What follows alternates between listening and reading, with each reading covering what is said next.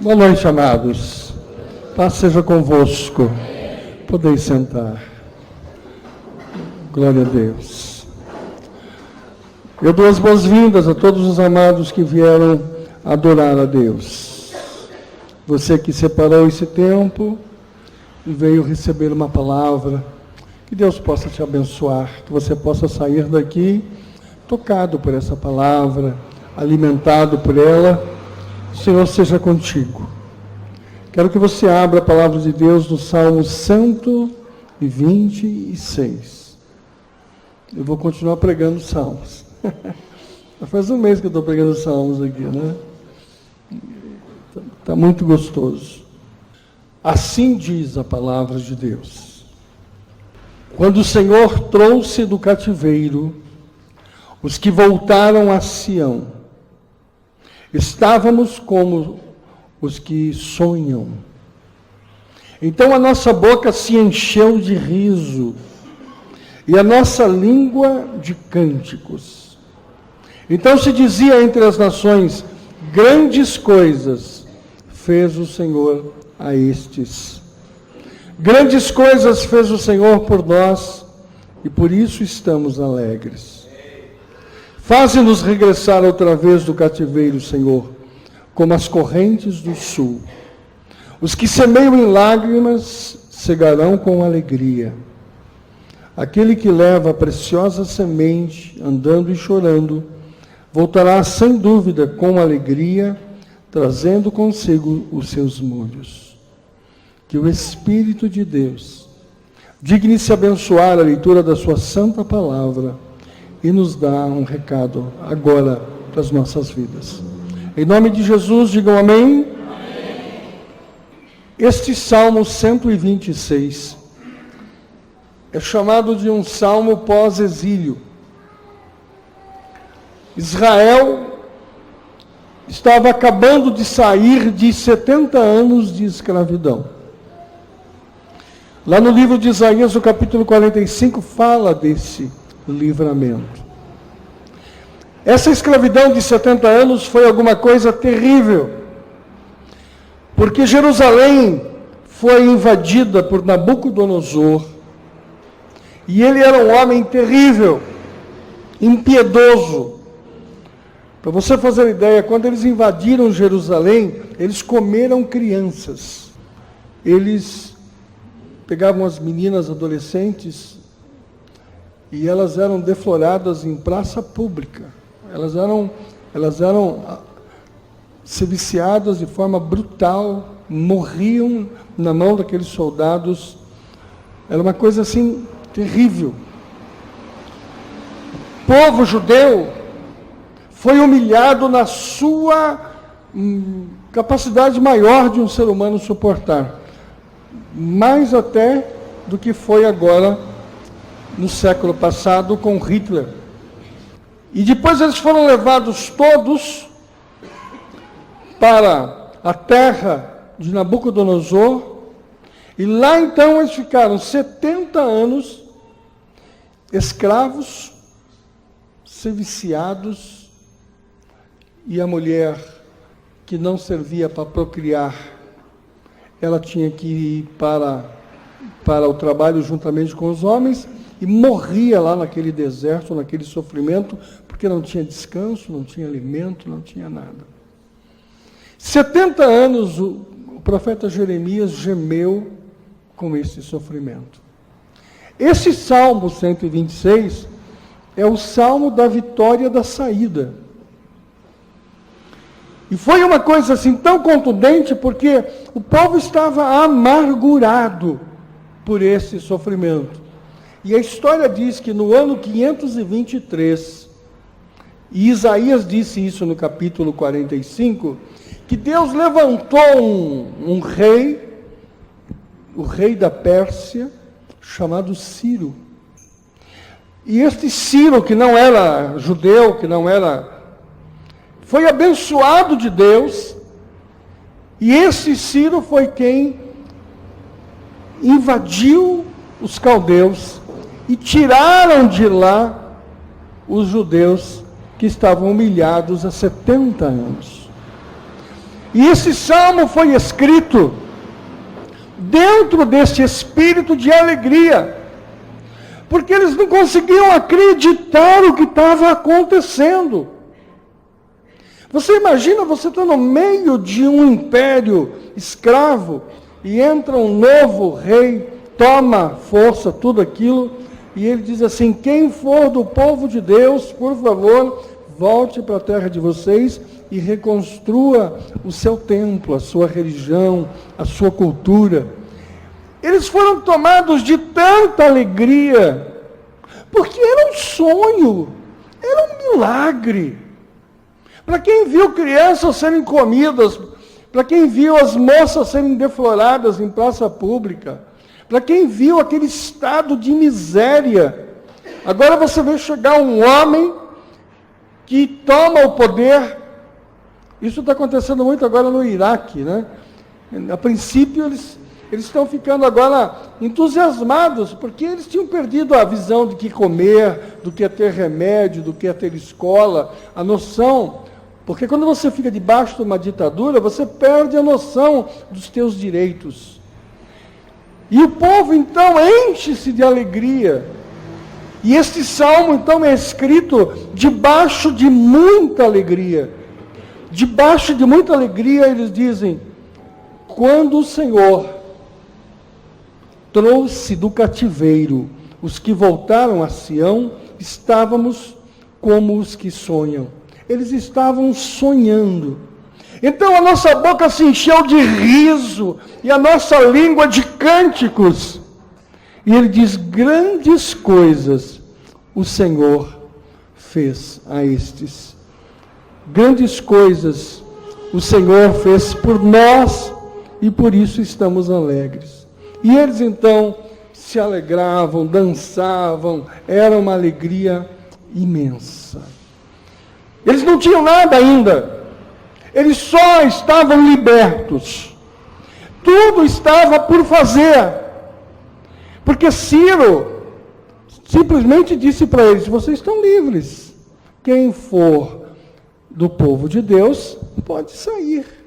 Sabe que tinha alguns que não queriam nem sair da escravidão, queriam ficar lá mesmo. Não, deixa nós ficar aqui mesmo, tá? Deixa nós ficar de escravos aqui. Mas Ciro diz: saiam e volte para Sião, construam as suas casas. Deu dinheiro, deu... Né? Ciro não mandou eles embora de mãos abanando, não. Ciro deu dinheiro, Ciro deu propriedade, Ciro deu autoridade, deu condições para eles voltarem e reconstruir a vida. E o salmista diz: grandes coisas Deus fez, por isso estamos alegres. Mas tinha tudo por fazer. Tinha suas vidas serem reconstruídas. Tinha um deserto imenso.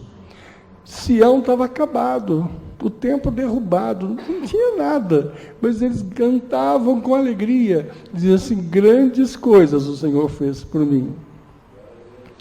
Queridos, nós somos humanos.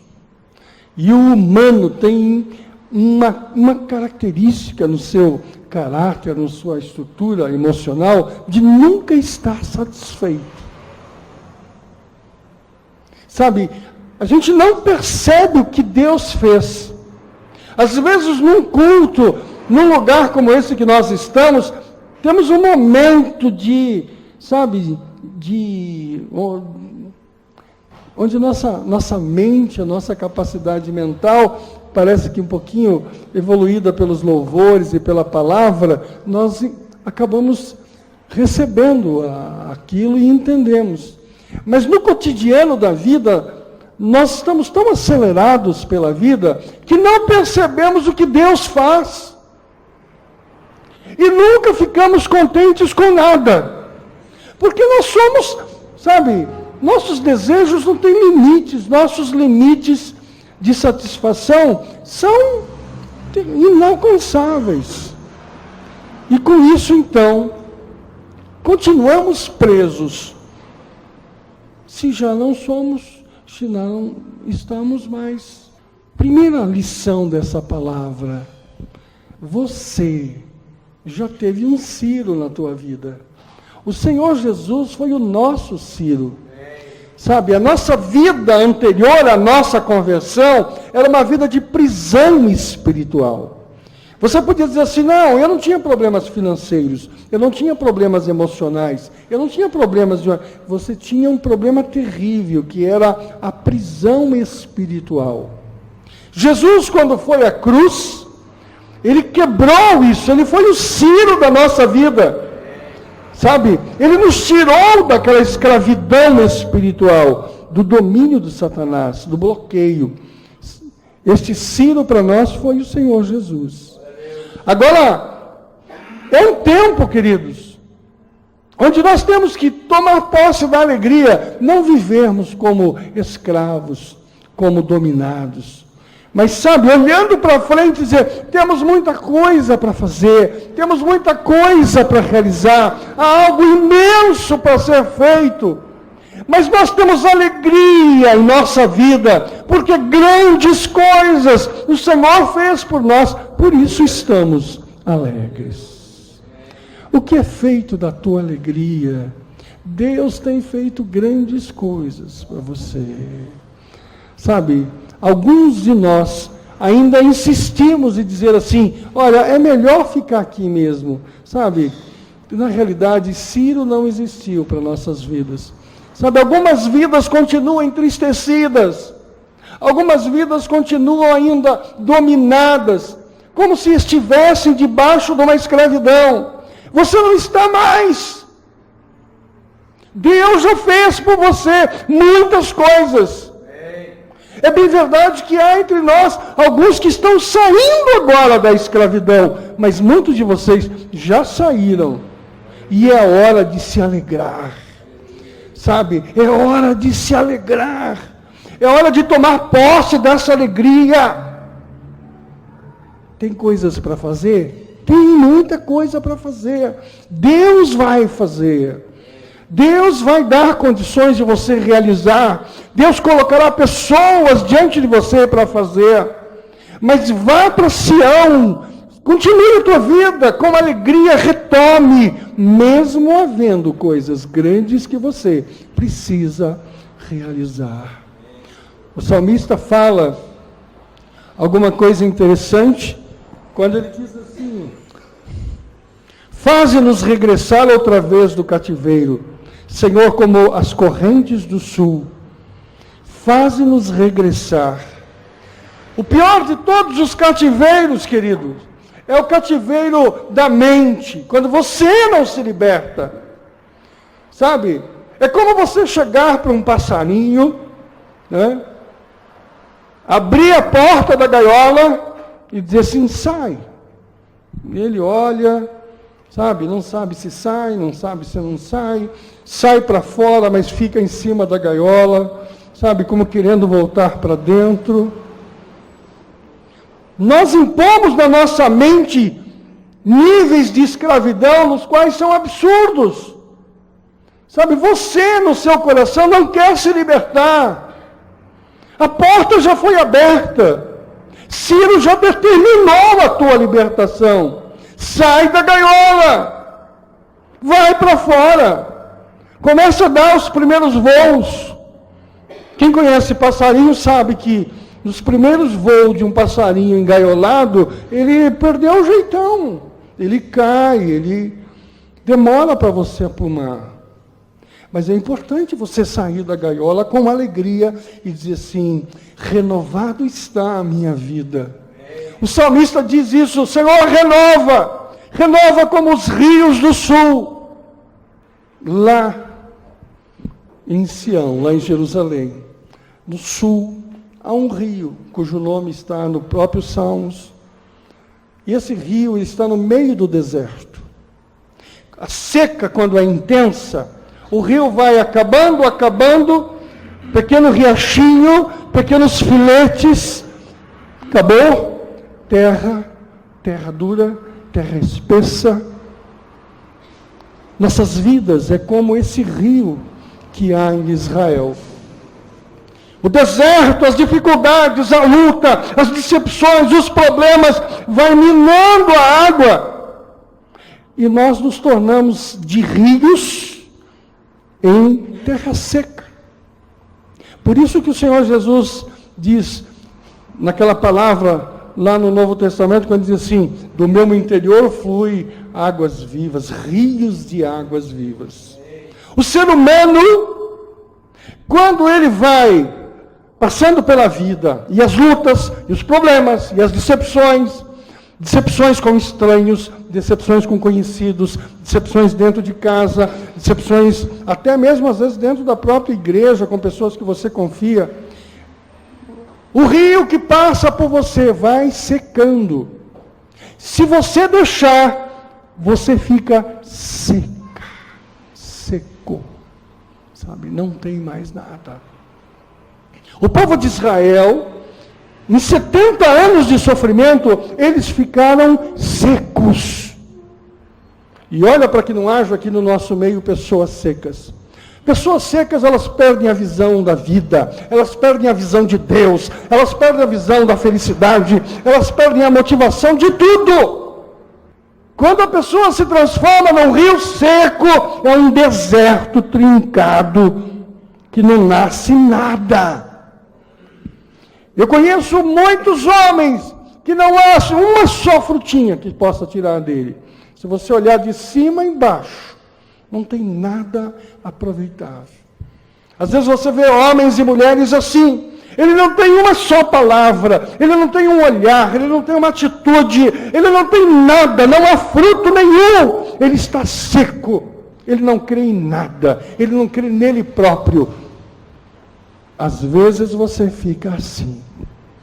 Decepções de todos os níveis ficam secos. Algumas pessoas, na decepção sentimental, perdem o namorado, a namorada, aquilo dá uma secura. Perde o amor, perde a companhia, a amizade, ficam secos. Alguns perdem o emprego que tanto alegrava, né? Tanto orgulho tinha daquele emprego. Alguns perdem a empresa. E aquilo te seca. E quando você seca, não é só seca religiosamente. Você seca como criatura. Você seca como mulher. Você seca como homem. Você seca como esposa. Você seca como esposo. Você não tem mais vontade de nada. Você não tem vontade de se relacionar, de andar, de fazer, de produzir. Nada presta. Você fica na televisão, você muda todos os canais, nada te agrada. É uma insatisfação interior, é uma insatisfação mental, psicológica, espiritual, é um rio seco. O salmista diz, Senhor, restaura-me, como os rios do sul. Você sabe por que o salmista diz isso? Porque ele conhece a geografia de Israel. E lá em Israel, até hoje, sim, cai uma chuvona. E eu vi isso, a chuva cai naquele deserto, aquele chão inóspito, improdutivo. A chuva cai, passa alguns dias, queridos, já começa a vir uns filetinhos de água. Você precisa de ver coisa bonita, começa a aparecer flores, plantinhas, a coisa mais bonita. Tanto que Israel descobriu a irrigação. Hoje em Israel, você já vê plantas, comidas, alimentos, porque eles descobriram a tecnologia da irrigação. Começando com um simples caminhão furado de água, e o caminhão indo e voltando, pingando, daquela terra seca, nasceu o melhor fruto, o melhor alimento. Sabe, quando você toma posse da alegria na sua vida, mesmo sabendo que você tem toda uma história de sofrimento, você irriga essa terra seca, podre, essa terra incapaz de produzir. Sabe, a alegria espiritual quando toma a tua vida, o agradecimento a Deus quando toma a tua vida, sabe, a postura tua em relação à natureza e a Deus, quando toma a tua vida, a terra seca vai sendo regada.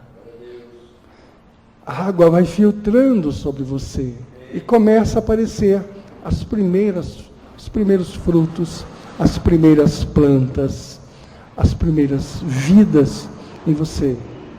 Quando você, deixa para trás uma escravidão de anos, quando você aceita a libertação vinda por Jesus, que é o nosso Ciro, e quando você sai disso e olha para frente, você tem muito para fazer, mas grandes coisas ele já fez. Por isso eu estou feliz, por isso estou alegre. Começa a pingar sobre você a irrigação do Espírito de Deus. E com a tua alegria você vai reconstruindo. Nasceu uma florzinha aqui,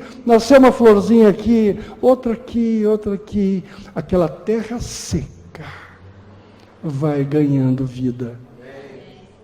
Eu tive um moço que no meu ministério me marcou muito. Era um moço de 17 anos, drogado, era dependente naquela época de maconha e de LSD, e era um menino perdido. E foi uma coisa assim estranha, porque ele era campeão brasileiro de judô. Era um homem, um lutador, e um menino assim, na categoria dele era imbatível. Mas tinha esse problema de drogas.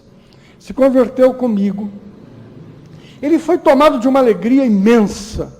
Foi uma coisa assim tão, que ele queria abandonar o judô, porque ele disse que no judô ele tinha que fazer reverência lá para o mestre, e ele achava que quando ele fazia reverência para o mestre, aquilo era uma idolatria. E ele queria abandonar o judô porque ele queria servir a Deus. E chegava a ser cansativo, irritante, tal era o fanatismo dele. Porque ele queria ir para os amigos dele. Algumas vezes eu fui, e ele chegava lá, os amigos ficavam cheios, porque ele só falava de Jesus, e era uma bênção aquele menino. Mas, como todo drogado, a abstinência foi difícil, a convivência sem as drogas foi difícil, e quando nós viemos para São Paulo, voltamos algum tempo, e a primeira pessoa que quis saber como estava era a vida daquele moço. E qual foi a minha tristeza quando disseram, ele já não está mais entre nós. E ele tinha bebido, tinha tomado as drogas, e numa daquelas noites, com bastante consumo, ele fez algumas besteiras, e acabou sendo preso, e foi condenado.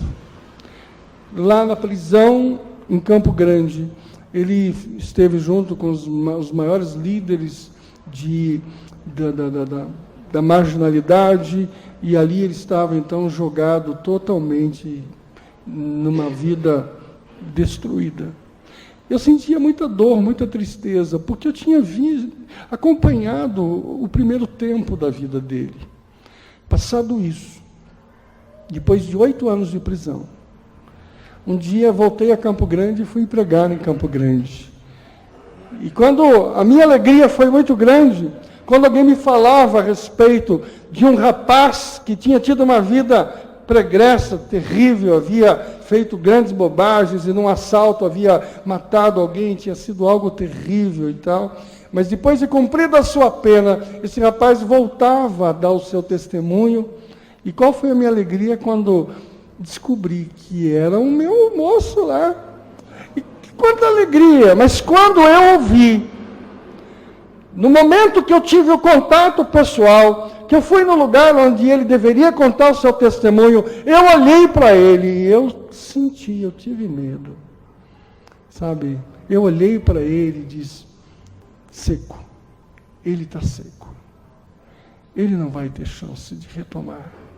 Lembrando o que ele fez depois, lembrando o que ele passou depois, lembrando a experiência depois da vida dele, para mim ele estava irremediavelmente seco. E conversando com ele, ele diz assim, pastor, me dá uma nova oportunidade. Eu disse, eu não tenho nenhuma oportunidade para te tirar. Né? Ele diz, não, você não acredita mais em mim. Você não acredita em mim como você acreditou há 9 anos atrás. Você não acredita em mim como você acreditou lá em Campinas. Você não acredita. E eu realmente não acreditava mais. Eu olhava para ele e dizia assim, seco, seco. Ele vai falar algumas palavrinhas, ele vai dizer algumas coisas, mas daqui a pouco ele vai estar de volta novamente, e ele vai ser aquela mesma pessoa que vai ser derrotada, e de pouco em pouco levanta, e mais cai do que levanta, está seco. Voltei 2 meses depois, encontrei o mais forte. Voltei 4 meses depois, encontrei o mais forte. Voltei 1 ano depois, encontrei o muito forte. É um dos líderes lá em Campo Grande. Tem uma igreja poderosa e cada vez eu olho para ele e diz: pastor, eu não sou mais um rio seco. Olha os frutos da minha vida. Ele diz: mas o Salmo 126 para a minha vida, o Senhor, sabe, me restaurou quando eu não tinha mais nada, quando eu estava seco, quando eu estava vazio. Queridos, eu queria dizer para você, talvez você esteja hoje seco, sem esperança, sem força. Talvez a lembrança do cativeiro, a lembrança dos problemas e das lutas ainda estejam fortes na tua cabeça. E basta perguntar a você, você tem histórias para contar. Você tem histórias de abandono, de decepção, de sofrimento, de tudo. Está na ponta da língua, porque está na tua cabeça, está no teu coração, está vibrante em você. Mas eu não quero saber hoje o motivo que te fez secar. Eu quero, em nome de Jesus, fazer renascer em você um filete de água, sabe, para irrigar a tua vida, pelo Espírito de Deus, e dizer assim: até que você saia daqui, às 9 horas da noite, nascerá uma florzinha na tua vida. Sabe, quando você quebrar esse coração de pedra, e deixar irrigar em você um pouquinho das águas, no teu coração vai nascer uma fraçãozinha de amor, uma fraçãozinha de alegria, e você vai retomar. Isso é para alguns que estão aqui, sabe, em nome de Jesus, essa sequidão tem que terminar, hoje aqui. E para outros eu quero dizer para você: tome posse da alegria da tua vida, volte a celebrar. A caminhada é longa ainda, tem coisas muito importantes, mas eu vos dou alegria. Grandes coisas fez o Senhor por mim, por isso eu estou alegre. Levanta as mãos para os céus aí, diga: grandes coisas fez o Senhor por mim, por isso estou alegre. Em nome de Jesus, põe a mão no irmão do lado e diz assim: vai tirando essa tristeza do teu coração. Tira essa tristeza do teu coração. Grandes coisas o Senhor já fez por você. Põe a mão no irmão aí, toca no irmão. Você diz: grandes coisas o Senhor já fez. Grandes coisas o Senhor já te fez. Viu? Você tem, quantas coisas você tem para contar? Grandes coisas o Senhor já te fez, querida, viu? Retoma a alegria no teu coração, né? André, grandes coisas o Senhor já fez. Tem muito para fazer ainda, né? Você olha para frente assim, tem tudo ainda, mas Ele já fez bastante. Grandes coisas o Senhor já fez por você, pela tua casa. Viu, filha? Grandes coisas o Senhor já fez por você, por todos vocês, né? Por isso, só por isso, você deve estar alegre. Sabe, o Espírito de Deus hoje é um Ciro que aparece, sabe, e entra na tua vida. Você diz assim: eu tenho histórias de criancinhas mortas na minha vida, de destruição, de sofrimento. Você pode ter, mas Deus manda um Ciro para te levantar, para te erguer, sabe, em nome de Jesus. O povo, quando saiu de Jerusalém, foram-lhe tomado tudo, as suas casas. Talvez na tua vida foram tomadas algumas coisas. O Ciro de Deus, o Espírito de Deus, devolve para você. O tempo dos 70 anos já acabou. Você diz ainda, você ainda sofre o sofrimento, você tem aquele eco, aquela continuidade dos momentos difíceis, né? Mas já é um tempo novo, você já está liberto, sabe? A gaiolinha já abriu a porta, sabe? Sai para fora, mas sai com alegria. Não adianta sair para fora com angústia, com murmuração. Não adianta sair para fora dizendo assim: acho que é melhor ficar preso. Sabe, é difícil o que tem que ser feito, mas você vai fazer. O Senhor vai dar condições de você fazer. O Senhor vai realizar isso para você. Encare. Tenha coragem. Sabe? Mete a cara mesmo. Sai para fora e diz, vou voar. Segura que eu vou voar. Nem que eu vou dar umas marteladas nas minhas asas aqui, vou cair no chão, vou esfolar aqui os meus pezinhos e tal, mas eu vou voar, estou livre, o mundo me pertence, o Senhor me abençoa, e eu serei abençoado e farei, porque no meu deserto já há um filete. Em nome do Senhor Jesus, seja derramado sobre a tua vida. Ninguém fez chuveirinho em você, irmão. Deus te abençoe, né? Águas do Senhor sobre a tua vida, Nogueira, águas de Deus sobre a tua vida. Deus está derramando sobre você. Seco já era, né? Eu não consigo comer nada seco. O seco é indigesto, né? Não tem nada. Mas você, nessa noite, está sendo regado. É um deserto inóspito, é um deserto terrível, que nesta hora está sendo regado pelo Senhor. A bênção do Deus Altíssimo esteja sobre esta palavra, que é ministrada sobre a tua vida, em nome do Senhor Jesus. Diga amém. Amém. Glória a Deus.